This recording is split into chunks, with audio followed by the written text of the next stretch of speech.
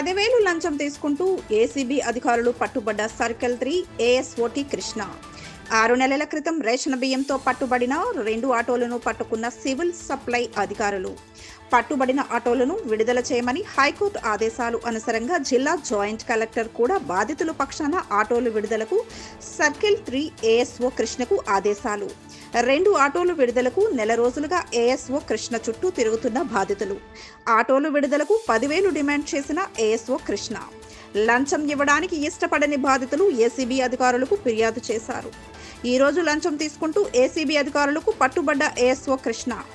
Case నమోదు చేసి దర్యాప్తు చేస్తున్న ఏసీబీ డీఎస్పీ రమణమూర్తి. బండి పట్టుకుంటుంటారు. బండి పట్టుకున్న తర్వాత ఆ బండికి కావాలంటే 20,000 రూపాయలు లంచం ఇస్తే నీ బండి రిలీజ్ చేస్తానంటుంటారు. 20,000 రూపాయలు ఇస్తుంటారు.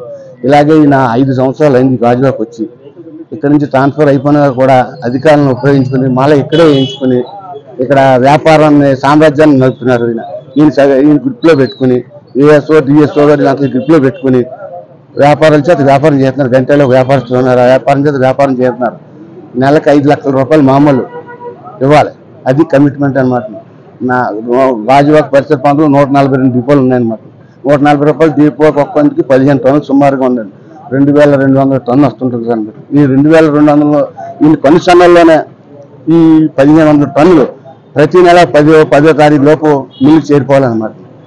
ఈ మిల్లుకి సబ్బవరం రైస్ మిల్ అనే ఒక ఆయన ఉన్నాడు, శేషు గారు అని రైస్ మిల్లు. ఈ మిల్లుకి తోలుతుంటుంటారు అనమాట. వీళ్ళంతా వ్యాపారస్తులు అంటాను. వ్యాపారస్తులు ఈయన కమిషన్లో ఉన్న వ్యాపారస్తులు ఈయన అందులో కమిషన్ కావాలన్నమాట. రైస్ మిల్లో కమిషన్ ఇస్తుంటారు. రైస్ మిల్లో నెలకు వచ్చేదానికి 50,000 రూపాయలు పంపుతుంటారు ప్రతి నెల. రైస్ మిల్ ఈయన ఏ బండి అయినా పట్టుకుంటే వదిలేయాలన్నమాట. రైస్ మిల్ అని చెప్పి బండి వదిలేయాలన్నమాట. ఎవరైనా లంచం ఇవ్వలేని వ్యక్తి ఎవరైనా ఉంటే వాళ్ళు బండి సీజ్ చేస్తుంటుంటారు అన్నమాట. డబ్బులు ఇచ్చిన వాళ్ళు బండి మాత్రం వదిలేస్తుంటారు.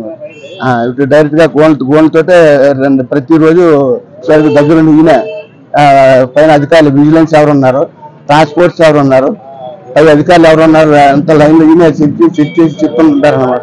ఈరోజు ఎవరో లేరు, పర్వాలేదు మీరు వ్యాపారం చేయండి పంపించండి అని దగ్గరుండి పంపించండి. మీరు ఎవరైనా లోడ్ చేసి పంపించడం మటుకు నేను ఇక్కడే ఉండిపోతుంటారు అనమాట. నేను ఊరేస్తున్నాను, ఊరెళ్ళి గారు మాత్రం లోడ్ చేయొద్దని చెప్తుంటారు అనమాట. ఈయన హైదరాబాద్ లో బేరంగూడ 3 కోట్ల రూపాయల బిల్డింగ్ ఉన్నాడు. 3 కోట్ల రూపాయల building Beeramguda.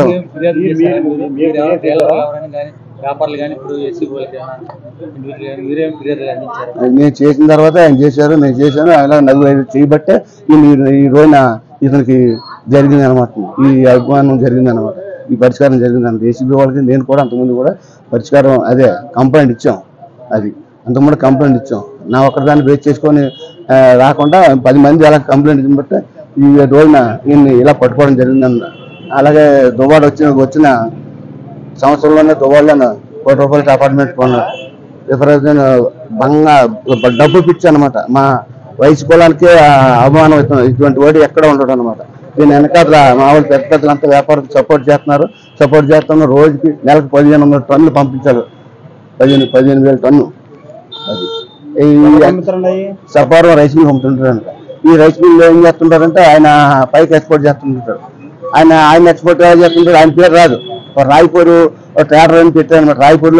Raipur rice mill పేరు పెట్టి బినామీ పేరు చెప్పి ఆ రాయపూర్ మీద వెళ్తున్నారు. గాజువాకం పెట్టిందనుకో అడ్రస్ చూస్తారు కదా, శేషు గారి మిల్ అని చెప్తారు. శేషు గారి మిల్ నుంచి వచ్చింది దానికి సరుకు తెలిసిపోతుంది అని చెప్పి ఒక రాయపూర్ బినామీ అడ్రస్ తయారు చేసి రాయపూర్ అడ్రస్ పంపుతారు. అది అదర్ బిజినెస్ కదా. అది దాన్ని మనం ఎవరో ఏం చేయలేరు కాదు. అధికారులు ఏం చేస్తారు, రాయపూర్ చేస్తాం, మనకు సంబంధం లేదు, రాయపూర్ స్టేట్ చేస్తామని చెప్పి రాయపూర్ ట్రేడర్ పెట్టి రాయపూర్ ట్రేడర్ మీద బిజినెస్ చేస్తుంటారు ఈ చుట్టుపక్కల రైస్ మిల్ అంతా. అది అండ్ రాశారా అని కంప్లైంట్ ఇచ్చి అన్ని రాశారు. అయినా అధికారులు అందరూ ఆయనకే సహకరించున్నారు. ఆయన సహకరించిన వ్యాపారస్తులు అంటారు. మరి ఈ సహకరించిన ఆ వ్యాపారాలు జరుగుతున్నాయి. 3 పువ్వులు 6 కాయలకి జరుగుతుంది. గాజువాక పెదగంట్యాడ ఆ ప్రాంతానికి చెందినటువంటి ఒక ఫిర్యాదుదారుడు మా వద్దకు వచ్చి నిన్న కంప్లైంట్ ఇవ్వడం జరిగింది. అతను ఒక కిరాణా కొట్టు నడుపుకుంటున్నాడు. అతను పీడిఎస్ రైస్ పట్టుకుని వెళ్తుండగా పోలీసు వారు పట్టుకోవడం జరిగిన తర్వాత అతని మీద కేసు బుక్ చేశారు. అలాగే ఈ గాజువాక బీసీ రోడ్డు ఈ మార్కెట్ రోడ్లో ఉన్నటువంటి ఏఎస్ఓ గారు తవ్వా కృష్ణ ఎవరైతే ఉన్నారో ఈ ఈ వెహికల్స్ ఏవైతే పట్టుబడ్డాయో ఆ vehicles release order joint collector గారు ఇస్తారు.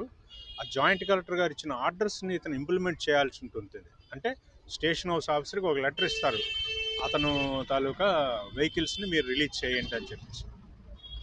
సో ఫిర్యాదుదారుడు ఏం చేశాడంటే, అతను ఎప్పుడైతే పట్టుబడ్డాడో ఆ వెహికల్స్ పోలీస్ స్టేషన్లో ఉండిపోయాయో ఇతను హైకోర్టుకి అప్రోచ్ అయ్యి హైకోర్టు వారి ఉత్తర్వుల మేరకు ఆ వెహికల్స్ రిలీజ్ ఆర్డర్ తెచ్చుకుంటారు. రిలీజ్ ఆర్డర్ తెచ్చుకున్న తర్వాత ఈ రిలీజ్ ఆర్డర్స్ ఎప్పుడు వచ్చాయి, జాయింట్ కలెక్టర్ గారు 10వ నెలలో ఇచ్చారు ఇతనికి, ఏఎస్ఓ గారికి. వెహికల్స్ రిలీజ్ చేసేసేయండి పలానా వ్యక్తికి, అతనికి వెహికల్స్ ఇచ్చేసి అక్నాలజ్మెంట్ తీసుకోండి ప్రాపర్గా అని. సో 10వ నెల నుంచి అతను తిరుగుతున్నాడు ఈ ఆఫీస్ చుట్టూను. వెహికల్ రిలీజ్ ఆర్డర్ ఇతను ఇస్తే కానీ పోలీసు వారు, న్యూపోర్ట్ పోలీసు వారు పోలీస్ స్టేషన్లో ఉన్నటువంటి వాహనాలని వారు రిలీజ్ చేయరు. సో ఇతను వెహికల్కి 5,000 కావాలని చెప్పేసి డిమాండ్ చేయడం జరిగింది. రూపాయి కూడా తగ్గనన్నాడు. సో ఆ కారణం చేత ఇతని తాలూకు వెహికల్స్ 2, ఇతను 2, ఇతని ఫ్రెండ్ది 1. సో ప్రస్తుతానికైతే 2 వెహికల్స్కి రిలీజ్ ఆర్డర్స్ వచ్చాయి. ఆ 2 రిలీజ్ ఆర్డర్స్ కలిపి ఇతను 10,000 రూపాయలు లంచం డిమాండ్ చేశాడు. గత నెల 18వ తారీఖుని కలవడం జరిగింది. అలాగే తర్వాత కూడా 2-3 దఫాలుగా ఏఎస్ఓ గారిని కలిస్తే అతను ససేమిరా 10,000 రూపాయలు లంచం ఇవ్వకపోతే ఎటువంటి పరిస్థితుల్లోని వెహికల్స్ రిలీజ్ చేయమని చెప్పారు. లంచం ఇవ్వడం ఇష్టం లేనటువంటి ఫిర్యాదుదారులు ఎవరైతే ఉన్నారో వారు మా వద్దకు నిన్న వచ్చి రిపోర్ట్ చేయడం జరిగింది. మేము వెరిఫై చేసుకున్నాం, ఇతని యాంటిసిడెంట్స్ కూడా వెరిఫై చేసుకుని ఈరోజు ఆ 10,000 రూపాయలు సదరు ఏఎస్ఓ టి కృష్ణ గారికి ఇస్తుండగా రెడ్ హ్యాండెడ్గా పట్టుకోవడం జరిగింది. ఫిర్యాదుదారుడు అంటే విట్నెసెస్ ప్రొటెక్షన్ దృష్ట్యా పేరు మేము సో కథయంటాడికి చెందినటువంటి ఓ వ్యాపారస్తుడు. సో ఎవరైనా సరే ఎవరి డ్యూటీ వాళ్ళు చేయాలి. తను పట్టుబడింది పీడిఎస్ రైస్తోనైనా సరే దానికి ఒక ప్రొసీజర్ ఉంటుంది, దాని చట్ట ప్రకారం కొన్ని రూల్స్ ఉంటాయి, చట్ట ప్రకారంగా కేసులు ఉంటాయి, ఇవన్నీ చెయ్యొచ్చు. కానీ ఒక జాయింట్ కలెక్టర్ గారు ఇచ్చినటువంటి ఒక ఆర్డర్ని ఈయన ఇంప్లిమెంట్ చేయడానికి 10,000 రూపాయల లంచం కోసం అతను ఆ ఫిర్యాదుదారిని పదే ఆఫీస్ చుట్టూ తిప్పుతూ అతనికి ఇచ్చేయడం అనేది కరెక్ట్ కాదు. అలాగే ఏ ప్రభుత్వాధికారి అయినా సరే లంచం